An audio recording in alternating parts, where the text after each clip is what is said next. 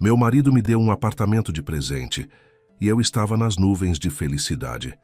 Mas depois de alguns dias, os eletrodomésticos começaram a desligar sozinhos. Chamei um eletricista e assim que ele abriu o quadro de distribuição, ficou pálido e perguntou: "Seu marido te deu esse apartamento de presente?" Eu confirmei com a cabeça e ele sussurrou: "A senhora não pode morar aqui. Passe a noite em outro lugar e não diga ao seu marido que estive aqui." Bem-vindos ao canal Recanto das Histórias. Antes de começarmos, escreva nos comentários de onde você está nos assistindo. Isso nos interessa muito. Desejamos a você uma boa escuta desta história envolvente. Ela tinha 34 anos. Até pouco tempo atrás se considerava a mulher mais feliz do mundo.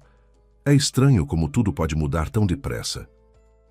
Você acorda de manhã, prepara o café na velha cafeteira, olha pela janela para os telhados molhados de chuva e pensa que a vida finalmente entrou nos trilhos, que está tudo bem, que sempre vai ser assim. E então, uma tampinha aberta no quadro elétrico e você está parada no meio do corredor com as mãos tremendo, percebendo que o homem com quem você adormecia todas as noites por 7 anos queria te matar. Mas isso viria depois. Por ora, vamos ao começo. Ela conheceu André numa festa de confraternização de amigos em comum. Era inverno, fim de dezembro, num restaurantezinho na periferia da cidade, onde se reuniu um grupo de umas 30 pessoas. Alguém estava comemorando o aniversário, combinando a festa com o jantar de fim de ano. Catarina foi com a colega de trabalho Olívia, que conhecia a aniversariante desde a escola. Ela não queria ir. Estava cansada depois do fechamento de balanço do trimestre. Queria apenas deitar no sofá e ligar uma série. Mas Olívia a convenceu. Disse que ela precisava arejar a cabeça, que não dava para viver como uma aposentada aos 30 anos. André estava sentado a 2 mesas de distância, alto, de ombros largos, numa camisa azul marinho com as mangas dobradas. Tinha mãos grandes. Catarina, por alguma razão, reparou justamente nas mãos. Ele segurava a taça de vinho com tanto cuidado, como se tivesse medo de quebrá-la. Eles se cruzaram no balcão do bar quando ela foi buscar água. Ele sorriu e disse algo sobre como só um louco sairia de casa voluntariamente com aquele tempo. Ela riu. Puxaram conversa. Ele trabalhava numa construtora, cuidava de contratos de reforma de espaços comerciais, escritórios, lojas, galerias. Falava sobre isso com tranquilidade, sem se gabar. Mas dava para sentir que entendia do que fazia. Falava baixo, olhava direto nos olhos, não interrompia. Um daqueles homens perto de quem você se sente mais calma. Como se alguém grande e confiável tivesse se colocado entre você e o resto do mundo. Ele pediu o número dela, ligou no dia seguinte. Não mandou mensagem, não enviou um emoji, ligou de voz. Isso a conquistou. Começaram a se ver. Os primeiros meses foram como os primeiros meses deveriam ser. Passeios pela cidade à noite, cinema aos sábados, cafés da manhã na pequena cafeteria perto da casa dele. Lá serviam tapioca com geleia de morango. E ele sempre pedia uma porção dupla para ela, porque sabia que uma não bastava. Mas ela tinha vergonha de pedir mais. Ele reparava nessas coisas, lembrava de que chá ela gostava, de que horário era melhor ligar, que música ela ouvia no carro. Não era para aparecer. Ele simplesmente lembrava e pronto. Depois de 6 meses foram morar juntos. Ele mesmo sugeriu. Disse que era bobagem pagar por 2 apartamentos, quando de qualquer forma passavam todas as noites juntos. Foram morar no apartamento de um quarto dele, num bairro residencial. O apartamento era pequeno, mas bem cuidado. André mesmo tinha feito a reforma. Tudo arrumado, tudo no lugar. O azulejo do banheiro estava perfeito, as tomadas niveladas. Até a prateleira para temperos na cozinha era feita por ele, de madeira clara envernizada. Ele sabia fazer tudo com as próprias mãos. Consertar torneira, trocar fechadura, instalar máquina de lavar. Nunca chamou um técnico em todos esses anos. Dizia: "Para que pagar alguém por algo que você mesmo pode fazer?" Catarina trabalhava como contadora numa clínica particular. Trabalho tranquilo, monótono. Números, relatórios, conferências, planilhas. Ela gostava. Era uma pessoa quieta de modo geral. Não precisava de aventuras e emoções. Bastava que de manhã cheirasse a café, que à noite houvesse alguém por perto, que nos finais de semana fosse possível ir ao mercado buscar legumes frescos e depois cozinhar juntos algo demorado e elaborado, como arroz com frango ou carne recheada. E com André, ela tinha tudo isso. Ele ganhava bem, não riquezas, mas com estabilidade. Não ficavam contando cada centavo, podiam se dar ao luxo de uma viagem por ano, boa comida, roupas decentes. André resolvia todas as questões domésticas, desde o pagamento das contas até a manutenção do carro. Catarina se acostumou a isso. Acostumou a não precisar pensar em canos, fios, medidores. Ele cuidava de tudo. Às vezes parecia que ela vivia numa bolha protetora que ele havia criado ao redor dela. E nessa bolha ela se sentia bem. Filhos não tinham. Nos primeiros anos, ela não tocava no assunto. Era cedo, pensava que ainda eram jovens, que estava tudo pela frente. Depois trouxe o tema com cautela. Falou que talvez fosse hora de pensar. André respondeu com calma, mas com firmeza. Primeiro precisavam se estabilizar, comprar um apartamento maior, guardar uma reserva financeira, consolidar o negócio. Depois, claro, depois, com certeza. Ela não discutia. Ele sempre raciocinava com lógica e seus argumentos soavam razoáveis. Provavelmente ela simplesmente havia se acostumado a concordar com ele. Era fácil concordar com um homem que parecia sempre saber o que era melhor. Assim viveram por 6 anos, com tranquilidade, sem conflitos. Bem, quase sem conflitos. Brigas pequenas não contam. Quem esqueceu de apagar a luz do banheiro, quem não comprou pão, quem de novo deixou a toalha molhada na cama. Bobagens do dia a dia que todo casal tem. Faziam as pazes depressa. Geralmente no jantar, tudo já estava esquecido. E cerca de ano antes dos acontecimentos de que trata esta história, André começou a mudar. Não bruscamente, mas aos poucos, devagar, como muda o tempo antes de uma chuva prolongada. No começo, quase imperceptível. Passou a chegar do trabalho um pouco mais tarde, não de horas, mas uns 20 ou 30 minutos. Depois 1 hora. Depois começou a se atrasar até às 22 horas, às 23 horas. Explicava simplesmente: a obra está atrasada, o cliente está nervoso, precisa supervisionar. Catarina acreditava. Negócio de construção é complicado, especialmente nos últimos anos. Menos pedidos, concorrência mais acirrada. Ela via como ele ficava carrancudo olhando para algo no celular durante o jantar. Via como passou a fumar mais na varanda, embora antes tivesse quase parado. Depois vieram as ligações no outro cômodo. Antes ele falava tranquilamente com encarregados, fornecedores, clientes mesmo com ela presente. Agora ia para a cozinha, fechava a porta, falava baixinho. Ela ouvia apenas fragmentos. Não, ainda não consigo. Me dá mais 1 semana, eu resolvo. Uma vez perguntou quem tinha ligado. Ele respondeu secamente: do trabalho, e mudou de assunto. Ela não insistia, não verificava o celular dele, não fazia interrogatórios. Parecia-lhe que isso seria humilhante, tanto para ele quanto para ela. Adultos, 7 anos juntos, confiança é a base. Era o que ela dizia para si mesma. Ele ficou mais irritadiço. Podia se exaltar por qualquer coisa. A sopa salgada demais, a televisão alta demais, uma pergunta sobre os planos de fim de semana. Depois pedia desculpas, dizia que o trabalho estava de pernas para o ar e que estava estressado. Ela acenava, passava a mão no braço dele, servia o chá. Pensava que aquele período difícil passaria e tudo voltaria ao normal. Depois vieram as viagens. André começou a viajar nos finais de semana, dizendo que ia a obras na região. Alguma reforma de sítio, alguma mudança de layout de galpão. Saía na sexta à noite, voltava no domingo de madrugada. Cansado, lacônico, com cheiro de cigarro e poeira de estrada. Catarina preparava o jantar, aquecia a água, tirava uma toalha limpa do armário. Ele comia em silêncio, deitava e adormecia quase que imediatamente. Ela ficava ao lado e olhava para o teto. e pela primeira vez em 7 anos sentia-se inquieta. Não ansiosa, inquieta. Como se algo fino e importante entre eles começasse a se desfiar, e ela não conseguia entender o quê. Ela tentava compensar.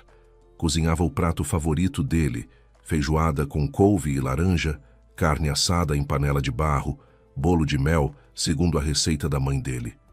Não fazia perguntas desnecessárias, sorria quando ele chegava, criava em casa aquela quietude e paz que ele, pensava ela, buscava. Achava que se fosse boa esposa o suficiente, tudo se resolveria. Se não pressionasse, não exigisse, não ficasse bisbilhotando, ele daria conta sozinho e depois lhe agradeceria pela paciência. E então chegou aquela noite de meados de março, uma quinta-feira comum. Lá fora, garoa misturada com chuva, os postes acesos em amarelo. No parapeito da janela, um vaso com violeta que ela comprara na semana anterior. Catarina estava sentada na cozinha com o notebook, finalizando o relatório trimestral que precisava entregar na sexta. André chegou mais cedo do que de costume, por volta das 7. Ela ouviu a porta de entrada bater, ele tirar os sapatos, pendurar o casaco. Ele entrou na cozinha com um buquê, crisântemos brancos, fartos, frescos, em celofane crocante, e uma pasta de documentos na outra mão. Catarina levantou os olhos da tela. Ele estava de pé na entrada e sorria. Fazia tempo que ela não o via assim. Tranquilo, quase radiante. "Cati, quero te dar um presente", disse ele, e colocou a pasta sobre a mesa. "O que é isso?" Ela pôs o notebook de lado e puxou a pasta. "Abre." Dentro havia documentos. Ela começou a ler e não acreditou. Contrato de compra e venda de um apartamento. 2 quartos num novo condomínio residencial na periferia da cidade.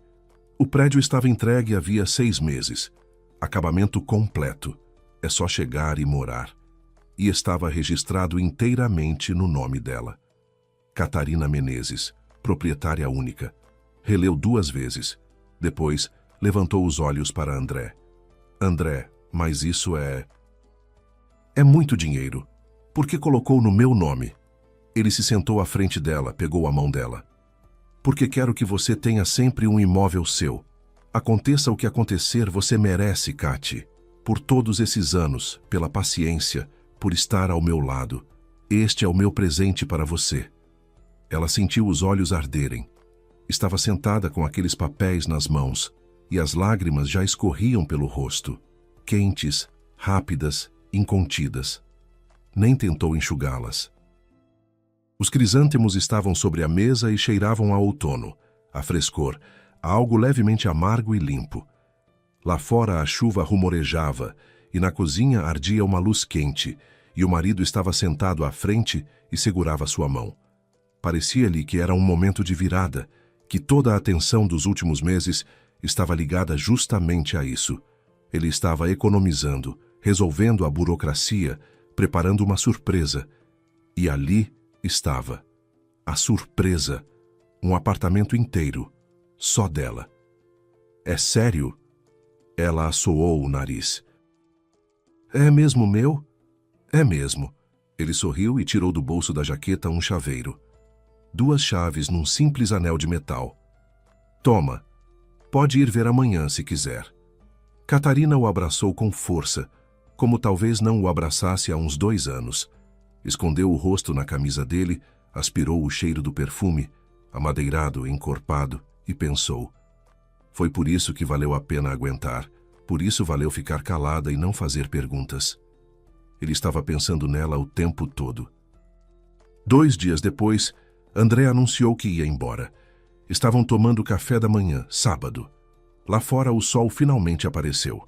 Catarina tinha preparado pão de queijo e tirado da geladeira o pote de requeijão que comprava numa feira de uma vovozinha conhecida. André comeu em silêncio. Depois afastou o prato e disse: "Cati, preciso viajar."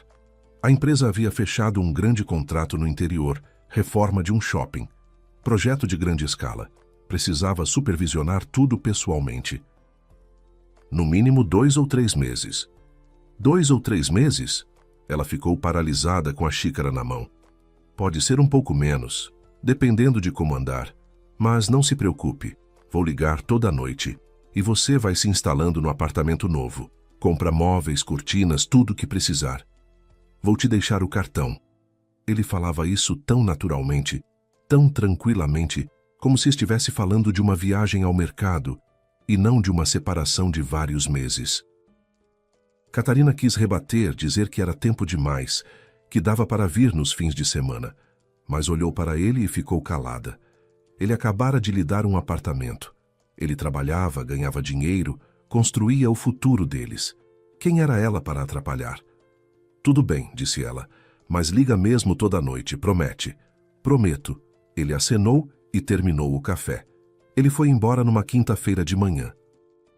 Catarina ficou de pé à janela do antigo apartamento e observou enquanto ele colocava a mala no porta-malas do carro cinza.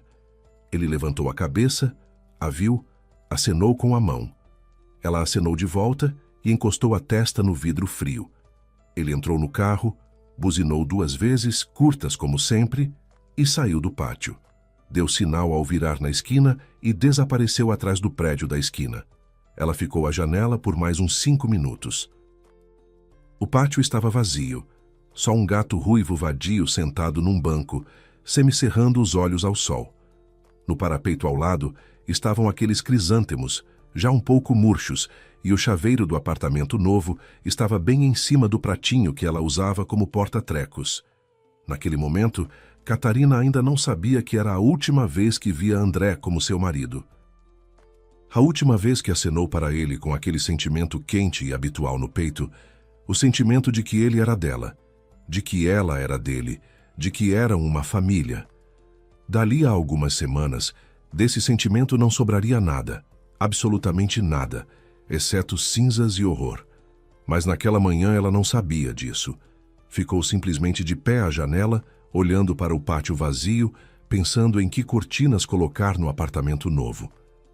Catarina se mudou 1 semana depois. Foi empacotando sem pressa, colocou em caixas o essencial: roupas para começar, roupa de cama, utensílios de cozinha, alguns livros que sempre deixava na mesinha de cabeceira. Chamou um caminhão indicado pelo marido de Mariana. Ela recomendou um motorista que ajudou tanto a carregar quanto a subir tudo pelo elevador até o 9º andar. O elevador no prédio novo funcionava, mas as caixas precisavam ser carregadas pelo corredor, e ao fim do dia, suas mãos latejavam e a lombar doía. Mas quando fechou a porta atrás do carregador e ficou sozinha no meio do apartamento vazio, o cansaço se dissipou. Andou pelos cômodos descalça. O laminado era frio, liso, rangia levemente sob os pés. 2 quartos, cozinha, banheiro integrado, hall espaçoso, paredes cinza claro, teto branco. Na cozinha, azulejo cor de leite caramelizado. Tudo novinho, tudo com cheiro de tinta fresca e de construção, ainda não dissipado. E da janela da cozinha, vista para o parque, não bem o parque, mas a borda dele. Copas de árvores, uma trilha por onde alguém passeava com um cachorro e um pedacinho de lago brilhando ao sol do entardecer. Catarina parou diante dessa janela e ficou parada uns 10 minutos, apenas parada, olhando, e sentia-se bem, verdadeiramente bem, como havia muito tempo não sentia. Um apartamento seu, sua casa, pela primeira vez na vida, um imóvel seu. Encomendou os móveis para entrega: sofá, cama, mesa de jantar com 2 cadeiras, alguns armários. Nada caro, mas sólido, decente. A cama levou tempo para escolher. Queria um colchão ortopédico com memória de forma. No antigo apartamento, ela e André tinham um sofá-cama deformado, que pela manhã doía nas costas, e ela havia anos sonhava com uma cama de verdade. Agora podia se dar a esse luxo. Entregaram tudo no 3º dia. 2 rapazes montadores armaram os móveis em poucas horas. Enquanto isso, Catarina lavava as janelas, comprou um produto especial com amônia, um pano de microfibra e esfregou os vidros até chiar. Depois pendurou cortinas. Escolheu de linho, bege claro, sem estampa. Deixavam a luz entrar suavemente e davam ao cômodo um tom quente e aconchegante. No parapeito da janela do quarto, colocou um vasinho de manjericão, comprado numa loja de utilidades no caminho. Não para cozinhar, só para que cheirasse a algo vivo. Toda noite ela ligava para André. Ele atendia, mas era rápido, como se falasse andando. Ao fundo ouviam-se vozes, barulho. Como você está por lá? Perguntava Catarina. Tudo bem. Uma bagunça danada. Os trabalhadores, um por um, são uns preguiçosos. Mal dou conta. E quando você pode vir? Por enquanto, não sei, Cati. Tem trabalho que não acaba. Vou ligar quando ficar mais claro. Tudo bem. Vou te mandar fotos. Comprei cortinas. Ficou lindo, imagina. Manda sim. Tudo bem, preciso ir. A gente se fala. Bip. Ela ficava sentada no sofá novo, segurando o celular, e sentia uma certa frieza por dentro. Não mágoa, mais um vazio. Mas logo se repreendia. O homem está trabalhando, cansado. Não está a fim de conversa. Não precisa ficar inventando moda. Mandou 3 fotos da cozinha com as cortinas novas, a vista da janela, o manjericão no parapeito. Ele leu depois de 2 horas e respondeu com uma palavra. Bonita, sem ponto, sem emoji. Apenas bonita. Catarina afastou o celular e foi arrumar os livros na prateleira. Os primeiros 2 dias no apartamento novo foram maravilhosos. Ela ia às lojas, escolhia detalhes, toalhas, tapete para o hall, conjunto de porta-temperos, suporte para escovas de dente. Cada coisa comprada trazia uma alegria desproporcional, como se ela não estivesse apenas montando o apartamento, mas reunindo peça por peça algo maior. O seu mundo, o seu espaço. Um lugar onde tudo era dela e tudo era como ela queria. No 3º dia começaram as estranhezas. De manhã, Catarina colocou roupa para lavar. Havia acumulado durante a semana lençol, toalha, algumas camisetas. A máquina ficava no banheiro, instalada desde o início pela construtora. No apartamento com acabamento completo já havia saída para a máquina de lavar e uma tomada separada com aterramento. Apertou o botão, selecionou o programa e a máquina passou a roncar, enchendo de água. Tudo normal. Uns 10 minutos depois, ela estava na cozinha cortando tomates para a salada, quando percebeu o silêncio. Não silêncio absoluto, mas justamente a ausência daquele ronco regular que a máquina funcionando faz. Foi ao banheiro. A máquina estava parada. O visor apagado, o tambor imóvel. Por dentro espumava a água com sabão. Apertou o botão. Nenhuma reação. Tirou o plugue da tomada. Esperou 1 minuto. Colocou de volta. Nada. Depois tirou parte da roupa, pensando que talvez a máquina estivesse sobrecarregada. Ligou de novo. A máquina voltou a funcionar, o visor acendeu, ela começou a trabalhar. Catarina ficou sobre ela mais 1 minuto, deu de ombros e voltou para a cozinha. Acontece, pensou. Equipamento novo pode ter birra ainda, ou a tomada tem mau contato. Bobagem. Na manhã seguinte, a luz piscou. Ela estava na cozinha servindo café da cafeteira italiana para a xícara branca com o fundo rachado que trouxera do apartamento antigo, a xícara favorita. Estava derramando quando, clique. A luz se apagou e acendeu logo em seguida. Não chegou nem a apagar, só piscou. Como se alguém tivesse acionado o interruptor para lá e para cá, rápido, num único movimento. A lâmpada sobre a mesa piscou, a geladeira apitou baixinho e continuou a roncar. Catarina ficou paralisada com a cafeteira na mão. O café corria num fio fino para além da xícara na bancada. Pôs a cafeteira de lado, secou a poça com papel toalha e ficou escutando. Silêncio. A geladeira funcionando. Os números do micro-ondas piscando tinham reiniciado após o pico de tensão. Nada grave, variação de tensão. O prédio é novo. Talvez nem tudo esteja ajustado ainda. Acontecem construções novas. Ela tinha lido isso. Limpou a bancada mais uma vez, tomou o café e tentou não pensar no assunto. Mas naquela mesma noite, aconteceu algo que a deixou com um verdadeiro mal-estar pela primeira vez. Ela ligou a chaleira elétrica, uma comum de plástico branco que trouxera do apartamento antigo. Colocou na base, apertou o botão. A chaleira começou a aquecer, e então ela ouviu um som. Não da chaleira, da tomada. Um zumbido baixo, surdo. Nem mesmo zumbido, uma vibração dessas que fazem a parede tremer levemente, quase imperceptível, no limite do audível. Mas Catarina a ouviu, porque na cozinha estava quieto, sem televisão, sem música, só a chaleira e aquele som. Chegou mais perto, se abaixou até a tomada. O zumbido vinha dali, com certeza. Puxou o plugue. A chaleira parou, e depois de alguns segundos, o zumbido também cessou. Ela ficou parada diante daquela tomada como diante de algo vivo, e no estômago tinha uma sensação fria e desagradável. Não medo ainda, mas um pressentimento. Depois ligou a chaleira em outra tomada na parede do lado oposto. Ela ferveu normalmente. Nenhum zumbido. Catarina expirou e decidiu que havia algo errado com a primeira tomada e que chamaria um técnico. Mas não agora. Amanhã, de manhã, com a cabeça descansada. Amanhã ela não esperou. À noite, por volta das 3 horas, Catarina acordou com um estalo. Alto, nítido, como se alguém tivesse batido palma num cômodo vazio.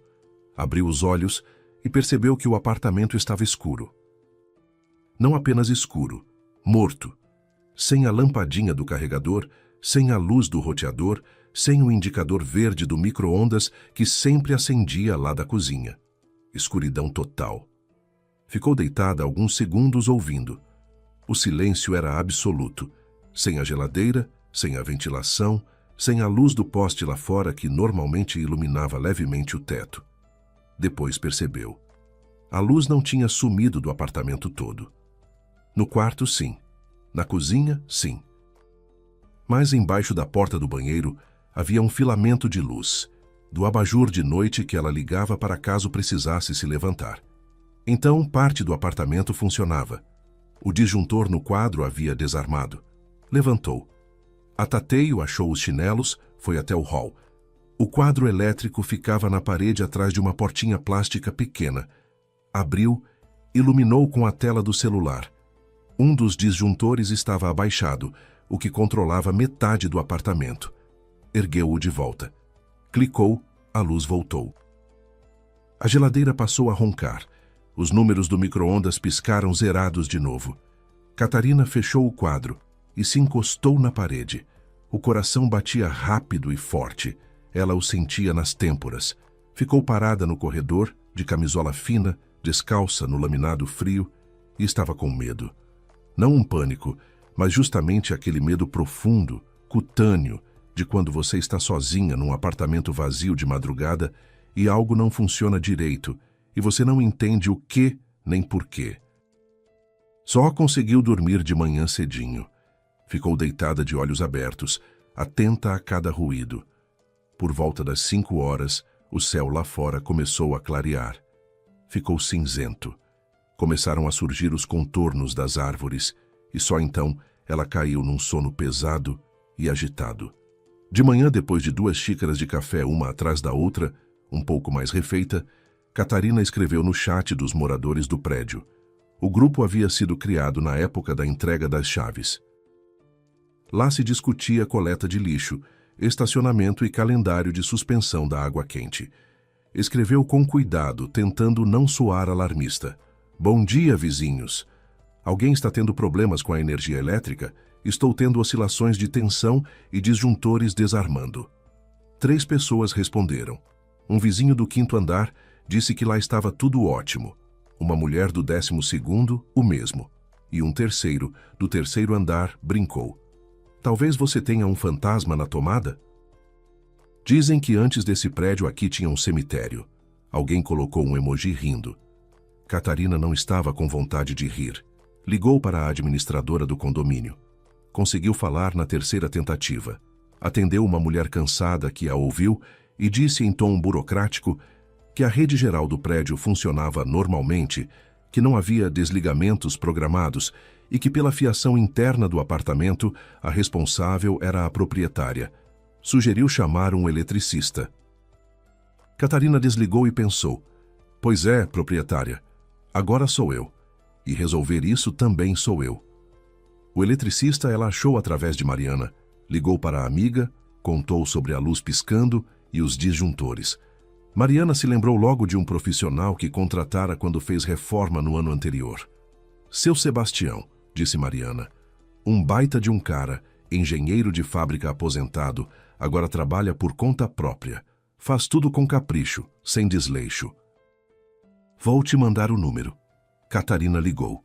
Ele atendeu na hora, ouviu, fez algumas perguntas curtas, qual o prédio, novo ou antigo, quando começaram os problemas, e disse que podia aparecer no dia seguinte às 10 horas da manhã. Ele chegou pontualmente às 10 horas.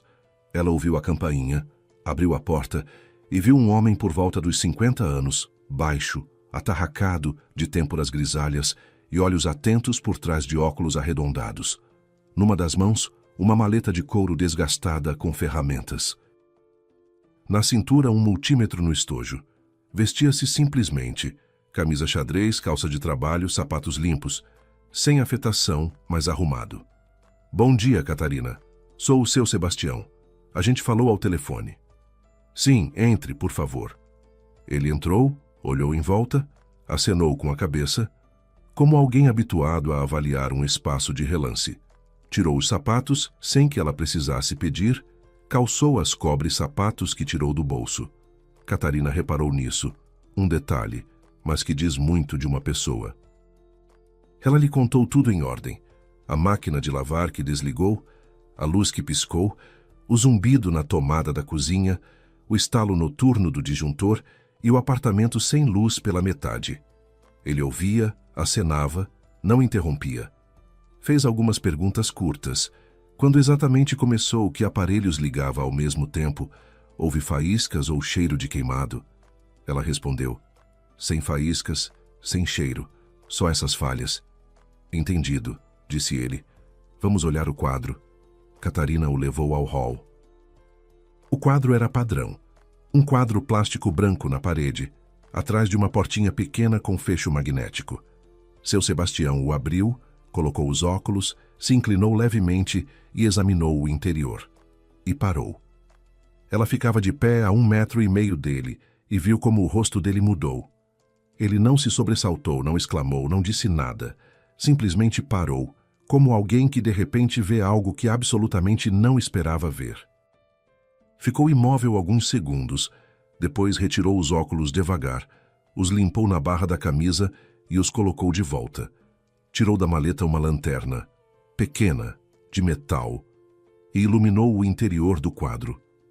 No corredor, estava quieto. Só da cozinha vinha o tic-tac do relógio de parede. Ela o comprara na semana anterior. Simples, redondo, mostrador branco. Seu apartamento foi presente do seu marido? Ele perguntou sem se virar.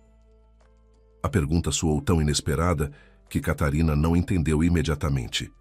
O quê? Sim. Por que o senhor pergunta? Ele apagou a lanterna, se virou para ela.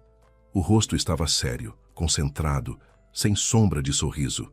Olhou-a nos olhos e disse em voz baixa, mas tão claramente que cada palavra ficou gravada na memória.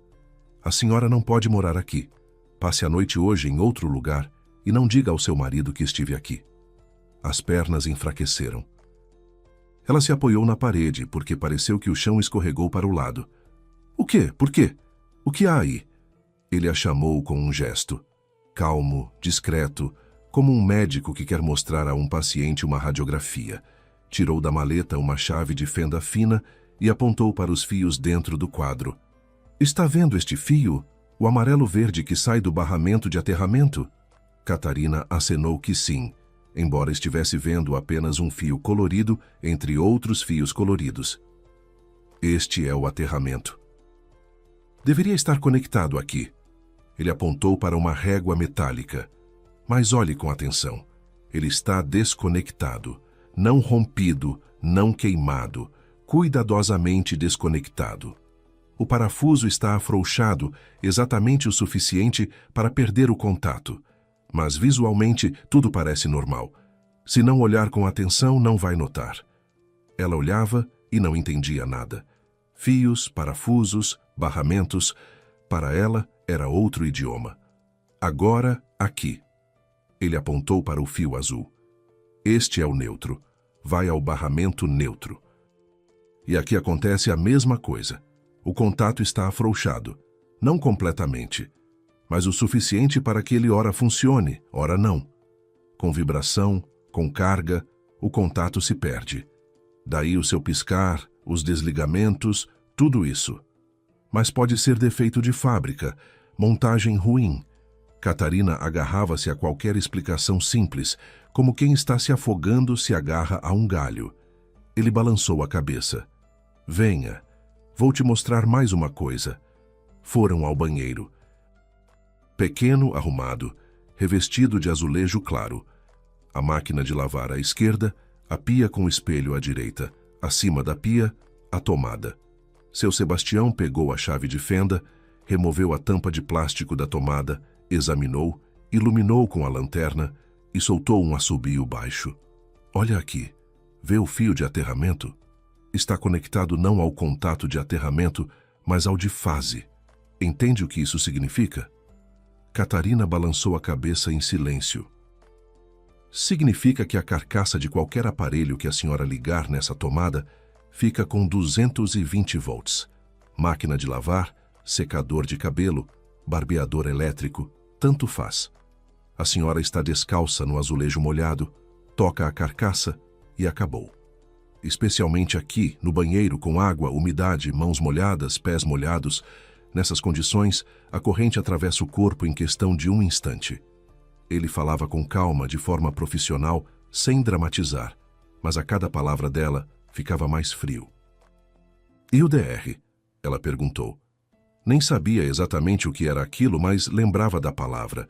André a mencionara quando falava da instalação elétrica da casa. Seu Sebastião voltou ao quadro e apontou para um pequeno módulo. Tem um DR, parece normal, como se funcionasse, mas está conectado com o esquema errado. Na prática, não funciona.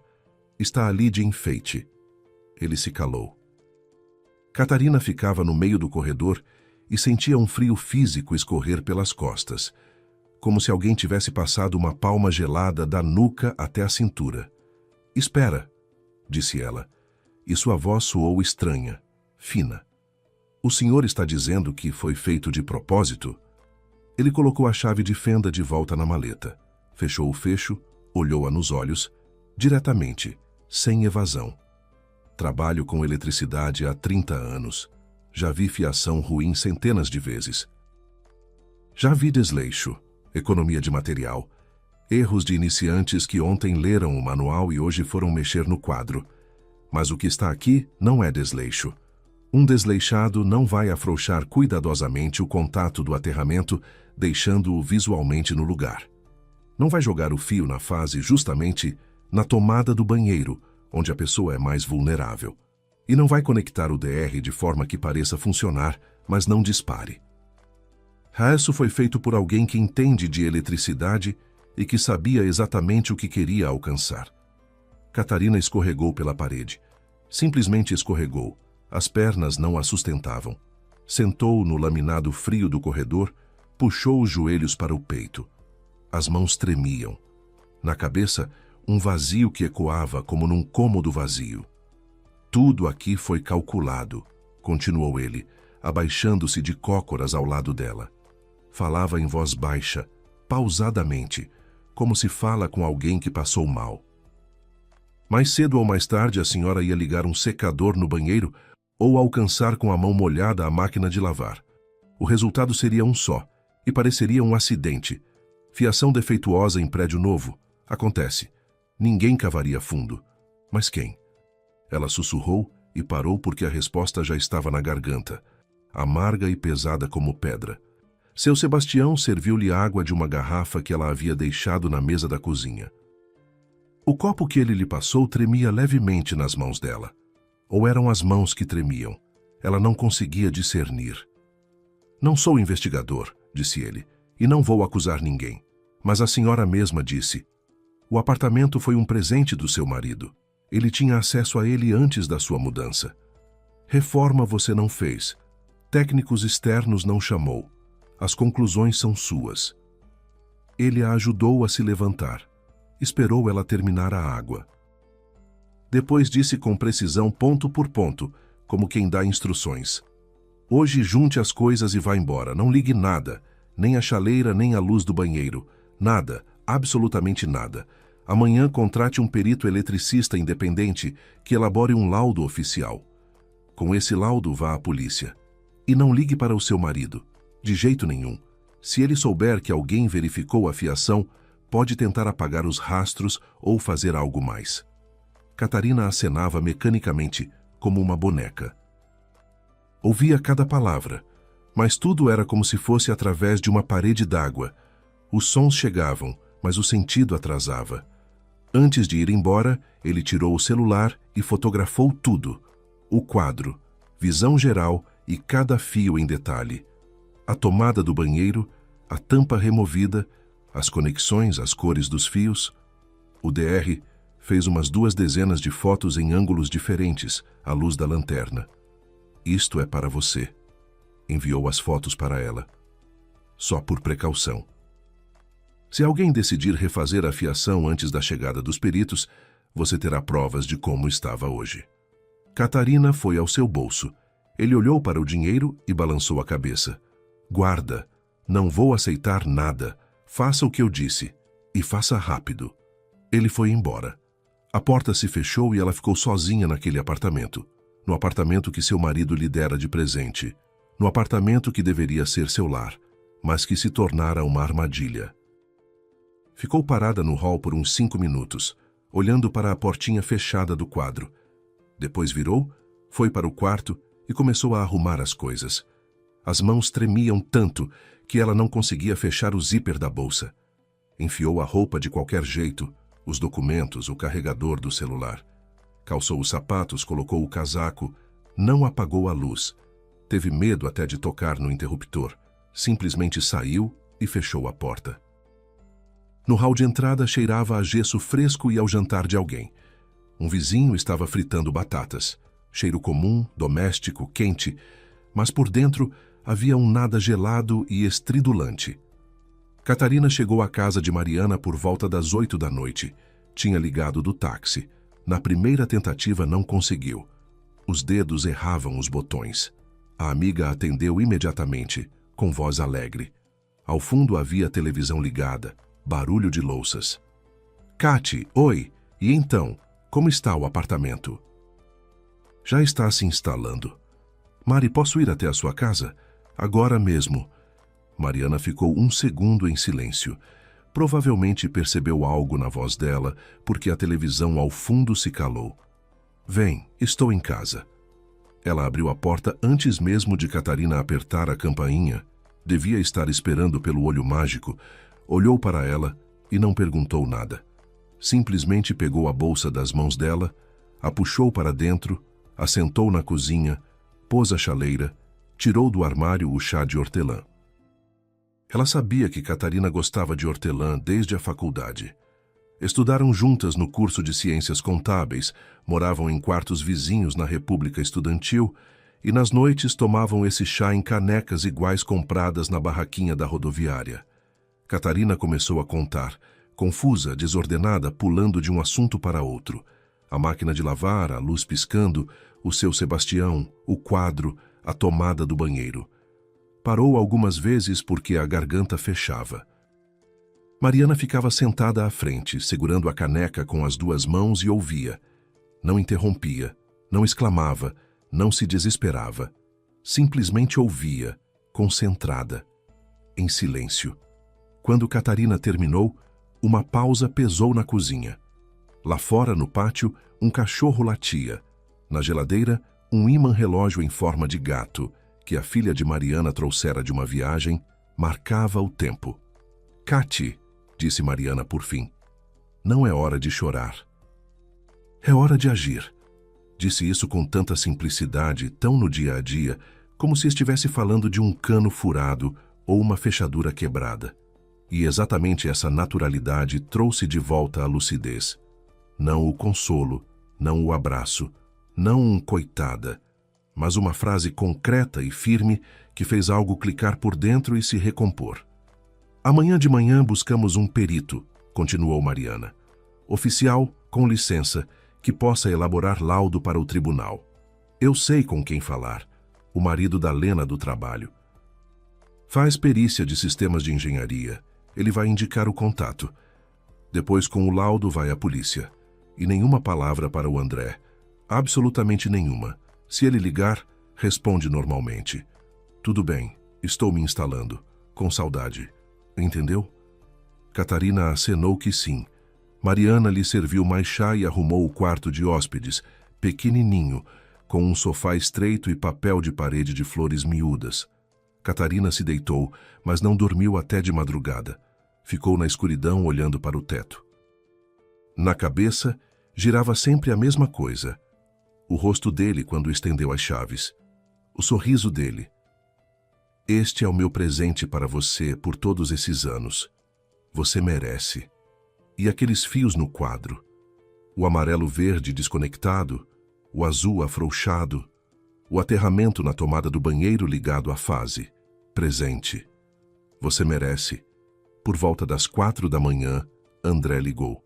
Catarina agarrou o celular, viu o nome na tela e quase derrubou o aparelho. Lembrou das palavras de Mariana. Responde normalmente. Alô? A voz saiu rouca do insônia. Cate, oi, não te acordei? Esqueci a diferença de fuso horário. A obra aqui está de cabeça para baixo. Trabalhamos até tarde. Como você está? Tudo bem. Ela fazia esforço para falar com naturalidade. Me instalando aos poucos. Pendurei as cortinas no quarto. Ótimo. Bom, preciso ir. A gente se fala. Oi. Tchau. Ela pousou o celular e ficou alguns minutos simplesmente sentada na escuridão, segurando o aparelho junto ao peito.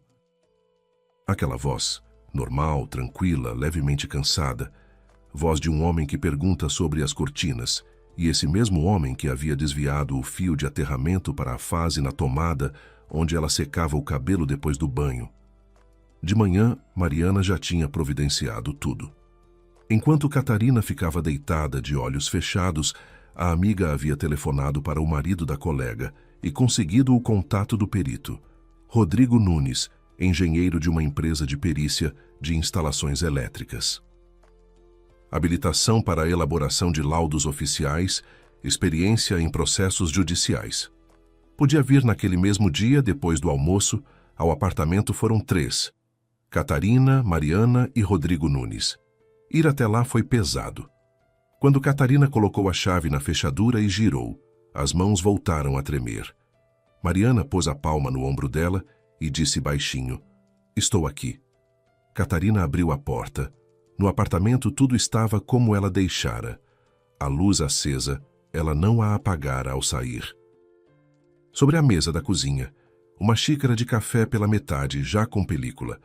No banheiro, roupas dependuradas no varal, postas 2 dias atrás. Um apartamento comum. Só que agora Catarina o via com outros olhos, como cena de um crime. Rodrigo Nunes era um homem por volta dos 40 anos, ágil, de óculos com armação fina, eficiente, lacônico. Deu-lhe um aperto de mão, a ouviu brevemente, pediu que lhe mostrasse o quadro e que não atrapalhassem. Trabalhou quase 2 horas. Abriu o quadro, removeu as tampas das tomadas por todo o apartamento, verificou cada uma. No banheiro demorou especialmente.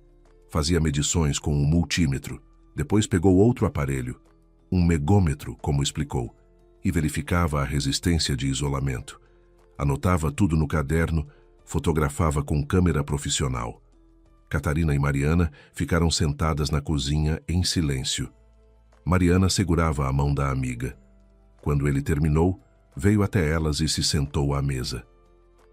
Pôs diante de Catarina um formulário com os resultados. Confirmo tudo o que foi identificado pelo seu eletricista, disse com tom oficial e neutro. O aterramento no quadro está desconectado intencionalmente. O condutor neutro está fixado com torque insuficiente. Contato instável. Na tomada do banheiro, o fio de aterramento está ligado ao terminal de fase. O dispositivo de proteção à corrente diferencial residual está conectado com irregularidade no esquema. Na prática, é inoperante. Tem certeza de que não foi erro dos construtores? Perguntou Mariana. Pode ter sido um desleixo na obra. Descartado, disse ele balançando a cabeça. O apartamento foi entregue com acabamento completo. Passou por vistoria com medições elétricas. O construtor tem o protocolo. Erros de instalação acontecem. Fios trocados, contato fraco pela pressa. Mas tem outra aparência. Aqui, as alterações foram feitas numa fiação já pronta e aprovada, e foram feitas de maneira correta. A pessoa conhecia o esquema de proteção e o neutralizou de forma deliberada. Ele prometeu preparar o laudo completo em 3 dias úteis, com assinatura, carimbo e documentação fotográfica. Documento para a polícia e para o tribunal. Na polícia, Catarina foi na manhã seguinte. Estava com medo. Não como no apartamento diante do quadro, de outra forma. Era o medo de cruzar um limiar. Fazer um boletim de ocorrência contra o próprio marido não é apertar um botão, é cortar a corda que te sustenta por 7 anos, mesmo que essa corda tenha se revelado um laço. Mariana foi com ela. Ficou no corredor da delegacia num banco de madeira duro durante as 3 horas em que Catarina prestava depoimento. Às vezes, ela olhava para o corredor. A amiga estava lá. Lendo algo no celular, bebendo água de uma garrafinha plástica. Uma vez cruzaram os olhares e Mariana ergueu o polegar. A delegada, uma mulher jovem chamada Isabela Fonseca, levou a sério. Ouviu sem interromper, anotou tudo. Aceitou as fotos de seu Sebastião, o laudo preliminar de Rodrigo Nunes. Designou uma perícia adicional, desta vez pelo departamento investigativo. E então começou a fazer perguntas. E essas perguntas deixaram Catarina ainda pior do que os fios no quadro. Diga-me, seu marido entende de eletricidade? Sim, trabalha numa construtora. Não é eletricista de formação, mas nos canteiros está sempre presente. Sabe como tudo funciona. Em casa sempre consertava tudo sozinho, trocava tomadas, instalava equipamentos. Entendido. E diga, vocês têm seguro de vida? Catarina parou. Seguro. 6 meses atrás, André chegou em casa com papéis do banco. Disse que era um seguro padrão, ofertado na contratação do crédito. Assina, Cati, é formalidade. Todo mundo faz. Ela assinou sem nem ler. Confiava nele. Beneficiário, André. Sim. A voz caiu a um sussurro. Tem. 500 mil reais. Isabela anotou. Seu rosto não mudou. Era profissional, não demonstrava emoções. Mas a caneta por um segundo parou sobre o papel. Mais uma pergunta. Você sabe da situação financeira do seu marido? Se ele tem dívidas, créditos? Não. Quer dizer, não sei ao certo. Ele nunca me contava os detalhes. Dizia que os negócios iam bem. Vamos verificar, disse ela. Verificaram. E foi então que tudo finalmente se encaixou, e a imagem que Catarina se recusara a ver se revelou até o último detalhe. A construtora de André trabalhava no vermelho havia 2 anos. Os contratos acabavam, os novos não chegavam. Ele contraíra dívidas para a empresa e para si mesmo. A dívida total passava de 300 mil reais. 3 meses atrás, o banco o havia processado. As cobradoras ligavam diariamente, naquele mesmo celular com o qual ele saía para o outro cômodo. O apartamento ele comprara com dinheiro emprestado de um conhecido de negócios. Esse conhecido depois foi ele mesmo à polícia, pois André havia parado de atender as ligações e de devolver o dinheiro. Registrara o apartamento em nome de Catarina por 2 motivos. Primeiro, tirar o imóvel do alcance das penhoras. Um apartamento da esposa está fora do alcance dos credores. O segundo motivo era mais simples e mais aterrorizante. Após a morte dela, o apartamento passaria a ele como herdeiro, mais a indenização do seguro, 500 mil reais. O apartamento, o seguro, quase a cobertura total das dívidas.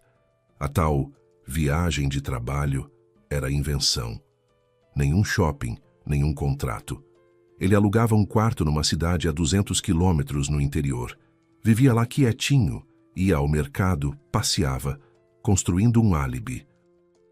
Marido em outra cidade, esposa sozinha no apartamento novo. Mãos molhadas, secador de cabelo, chão molhado, acidente. Depois, chegaria o viúvo arrasado de dor. A investigação encontraria a fiação defeituosa, atribuiria ao erro construtivo. O caso seria encerrado. Herança, seguro, dívidas quitadas. Ele não contou com uma coisa, que a luz piscando assustaria Catarina o suficiente para ela chamar um eletricista. E que esse eletricista não seria um garoto de cursinho online, mas um engenheiro com 30 anos de experiência que distinguia desleixo de intenção. Todo esse tempo, Catarina ficou na casa de Mariana, dormindo no quarto de hóspedes daquele sofá estreito com papel de parede de flores. Ia ao trabalho, ficava sobre suas planilhas e relatórios, conversava com colegas, almoçava no refeitório, e tudo parecia que não era com ela. Como se a Catarina de verdade tivesse ficado naquele corredor, no laminado frio, e a que estava aqui fosse apenas uma casca, fazendo as coisas habituais por inércia. André ligava a cada 2 ou 3 dias. Ela atendia, dizia que estava bem, que se instalando, que no trabalho estava corrido e não havia tempo de ter saudade. Ele perguntava sobre o apartamento, se havia comprado tapete para a sala, se a lava-louças funcionava, se os vizinhos não faziam barulho. Catarina respondia com calma, tranquilidade, e toda vez que desligava ia ao banheiro. Abria a água e ficava de pé sob o jato por uns 10 minutos, porque o estômago se revoltava com a voz dele, com esse carinho, com as perguntas sobre o tapete. Ele perguntava sobre o tapete num apartamento cuja fiação manipulada deveria tê-la matado.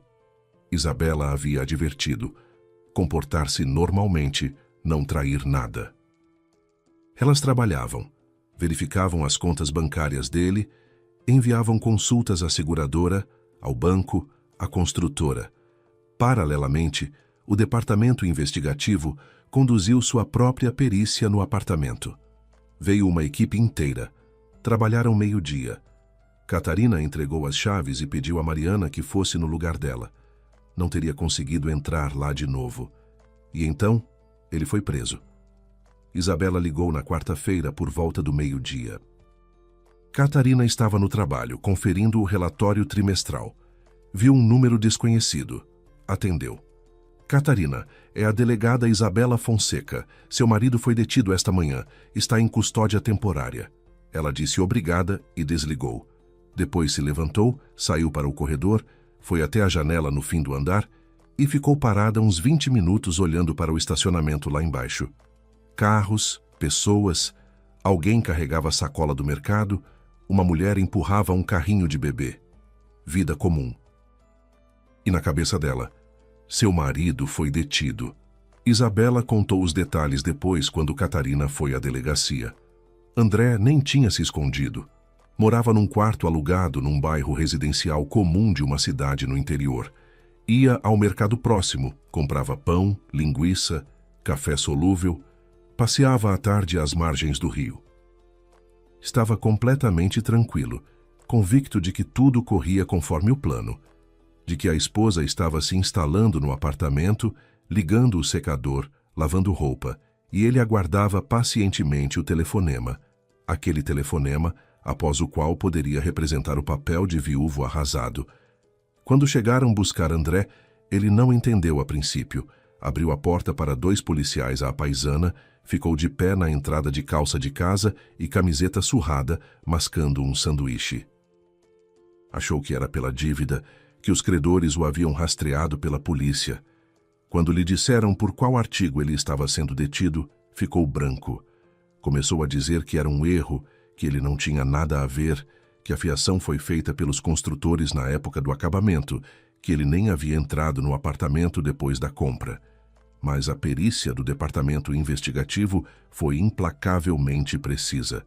As alterações na fiação foram feitas após a entrega do prédio. A construtora havia apresentado o protocolo de medições elétricas. No momento da vistoria, tudo estava dentro das normas, ou seja, alguém interferiu depois. As câmeras de segurança do prédio registraram a visita de André ao apartamento 2 dias antes da mudança de Catarina. Ele chegou à noite de jaqueta com capuz, com uma sacola na mão. Ficou uns 40 minutos. Saiu. Isso foi no mesmo dia em que ele supostamente já estava no interior a 200 quilômetros. E no porta-malas de seu carro, encontrado no estacionamento próximo ao quarto alugado, havia um conjunto de ferramentas, chaves de fenda, alicates, um testador de tensão. Em 2 chaves de fenda havia rastros de cobre. A perícia mostrou que a composição coincidia com o cobre dos fios do apartamento de Catarina. Ali também havia um rolo de fita isolante, da mesma marca que a usada no quadro. A ele foi imputada a acusação de tentativa de homicídio. Catarina entrou com o pedido de divórcio no mesmo mês. O tribunal os divorciou à revelia. André estava em detenção preventiva e não compareceu à audiência. A juíza leu a sentença em 7 minutos. 7 minutos para 7 anos de vida em comum. Catarina estava sentada no tribunal sozinha. Mariana esperava no corredor. Quando a juíza pronunciou "o casamento está dissolvido", ela não sentiu nada. Absolutamente nada. Como se por dentro tivessem cortado o último fio que ainda a ligava à vida anterior, e sobreveio o silêncio. O apartamento ela vendeu. A decisão veio com facilidade. Nem hesitou. A corretora, uma senhora de olhos bondosos, perguntou por que estava vendendo um apartamento tão bom. Prédio novo, vista para o parque, bairro tranquilo. Catarina respondeu que estava mudando de ares. Não contou o resto. Os compradores apareceram rápido. Um casal jovem com uma criança pequena. Com o dinheiro da venda, alugou um apartamento de 1 quarto em outro bairro. Quieto, sem modismos, sem condomínios novos com nomes bonitos. Prédio de 5 andares, 3º andar, cozinha pequena, quarto com varanda. O papel de parede estava descascando em alguns cantos. No banheiro, a torneira pingava. Na cozinha, a geladeira velha roncava. Mas tudo funcionava. A luz não piscava. As tomadas não zumbiam. Os disjuntores não estalavam de madrugada. Na primeira noite naquele apartamento, Catarina ficou sentada na cozinha num banquinho e tomou chá numa caneca que comprara na loja de utilidades mais próxima. Simples, branca, sem estampa. Lá fora havia um pátio comum, com um parquinho, alguns bancos, um ipê velho que crescia provavelmente desde antes de o prédio ter sido construído. Um poste brilhava em amarelo, projetando sombras no asfalto. No parquinho não havia ninguém, só o balanço que se movia levemente com o vento, rangendo. Nada de bonito, nada de especial, mas ela ficou sentada olhando para aquele pátio e sentia uma paz como não sentia havia muito tempo. Para seu Sebastião, Catarina ligou 1 mês depois. Demorou para tomar coragem. Não sabia o que dizer. Discou o número dele à noite depois do trabalho. Ele atendeu após o 3º sinal. Seu Sebastião, sou a Catarina. O senhor foi ao meu apartamento, verificou a fiação. Lembra? Lembro, disse ele. Como a senhora está? Ela contou em poucas palavras. A perícia, a polícia, a detenção, o divórcio. Ele escutou em silêncio. Obrigada, disse ela. O senhor salvou a minha vida, sem exagero. Ele ficou calado alguns segundos, depois disse: Sabe, eu podia não ter percebido se estivesse com pressa naquele dia. Se não tivesse examinado o quadro com tanta atenção, podia ter simplesmente ajustado os contatos, recebido o dinheiro e ido embora, e a tomada do banheiro teria ficado como estava. A Catarina faltou o ar, porque ele tinha razão. Um técnico apressado, um olhar desatento, e tudo poderia ter acabado de outra forma, de um jeito completamente diferente. Não precisa agradecer, disse ele depois de uma pausa. Simplesmente viva. E ela viveu. Passaram-se vários meses. O julgamento de André ainda corria. A investigação se arrastava. O advogado ganhava tempo. As perícias eram refeitas. Para Catarina, isso já era quase indiferente. Não de todo. Às vezes, quando Isabela ligava para comunicar mais um adiamento de audiência, algo se contraía por dentro. Mas não era dor, mais um eco, uma reverberação.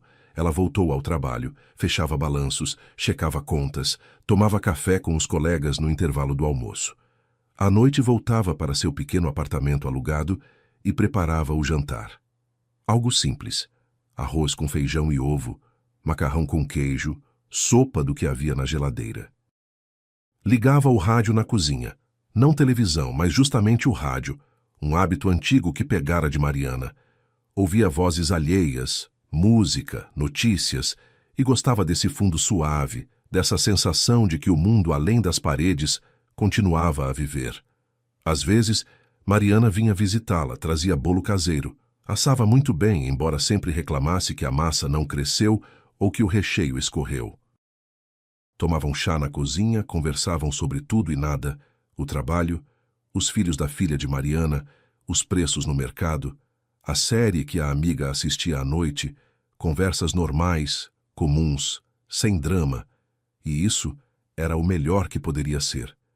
Catarina tinha uma amiga mais verdadeira, das que não se desesperam e não ficam de mãos ao alto, mas pegam você pela mão e dizem: não é hora de chorar, é hora de agir.